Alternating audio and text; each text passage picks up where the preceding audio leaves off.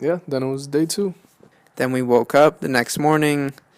We were planning to go pretty early, and then I think I woke up the earliest because Nick was like, "Oh, it might be foggy. It's been foggy the last couple of days," and it was. So we left pretty early, and we went into town to go to the church, and we got the church shots first, and they came out great. The church was really foggy. It didn't take too long to get that.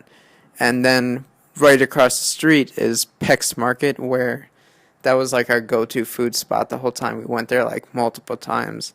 And so we just walked across the street, got breakfast there, and kind of got started with the day properly. Without those bacon, egg, and cheeses, man, I don't know if it would have been possible either. Where did we go after that? I don't High even school, remember. High school. Oh, yeah. So we got to the high school. which is like a minute away. I feel like they were in class, but we just decided to go in anyways. But we went to like the field. There was nobody there. We got some shots. They were like in the bleachers. It was just cool to see as well, though, because it was like this huge football field, but it was foggy and the hills and the trees in the back, Yeah. and then these three kids playing with a frisbee. So we were there for a while.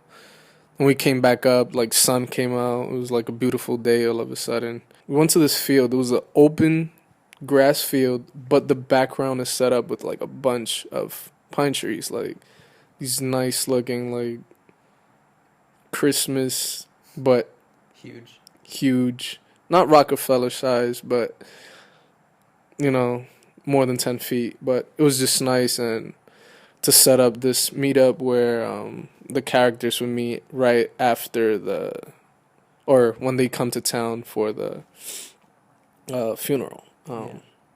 From what I remember, it wasn't the best of times. One, it was getting the cars to the field. Then we got to the field, and it's like, it felt like 95 with humidity. It was so hot. But on top of that, there's like flies everywhere. Yeah. They're just getting in front of the camera and the lens in our faces. We have to like cover our faces with like t-shirts, and then we finally go for the shot. But yeah.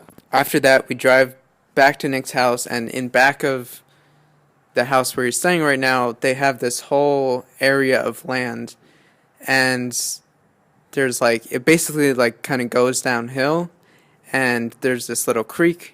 There's like a rope bridge, a tire swing, not a tire swing, just a swing. A swing, rope bridge. There's a tree house in the distance. So when we came to Location Scout and we saw this, we were like, oh my God, this is amazing. We have to use it.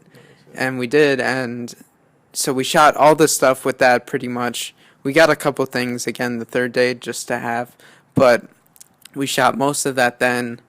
And by the time we finished lugging the camera through the woods, getting all those shots, getting all the stuff in the treehouse, it took a while. And the sun was pretty much down at that point when we finished. Like everyone was starving after the treehouse stuff. So we drove all the way to Port Jervis, which is like past Hawks Nest, even like just past Hawks Nest. We went to Benny's Burgers or Bob's Burgers.